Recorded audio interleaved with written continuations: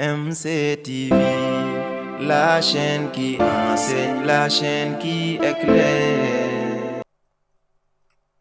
mu mel ni ko Mawlaaya Cheikh Ahmed Tijani defe woon ca door ga te muy bi muy jot tarixa tijaniya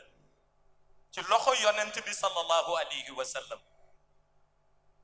boobu fekk na li ñu fi tuddoon ci wàllu tariqa li fi suufi yenn yi jotoon na liggéey ñëpp demoon nañu ba ñu ni jëmm mënatu fi liggéey lu ni mel waaye mu yëg ni la mu jot dafa am ñu ko doon xëccoo ca kaw te muy salatul fatiha mu yëgit ni dafa am ci biir tariqa bi lu mu jot loo xam ni singulier la te muy jawharatul kamal waaye comme moom boobu yëgoon na ni bu ñëwee ku nekk dana ka natt mu ñëw xool rox yi ni ñoom lay waxal ku ko bëgg xam rek wala xam ndax dëgg la mu ni jëlal ñi jël salatul fatiha dem ni lañu ci dund mësuñu dund lu ñu toll ñi jël jawharatul kamal ni lañu ci dund mësuñu dund lu ñu toll te lenn lu ca nekk ci fuyu daat yi la génne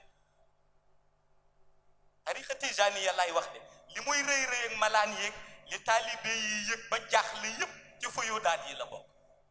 am na xaqiqa ba baxru la bu mu denc ndax nee na yëg na ni benn étincelle ci yooyu xëjul ci monde shahada benn étincelle ci yooyu mu ni xëjul ci monde shahada laaj naa ko rek yàggul ci benn waxtaan bu ma seq ak moom ma ni ko baxru bi nag kañ la ci waa shahada di mos parce que ci xaqiqa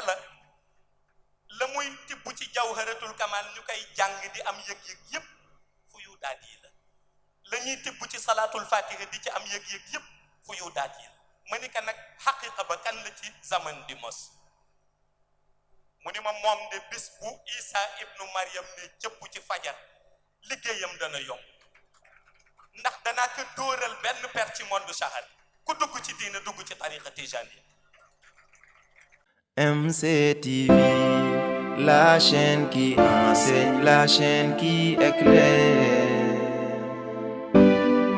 Pour vous servir, veillons à ce que chaque information soit pure. MCTV, la chaîne qui enseigne, la chaîne qui éclaire.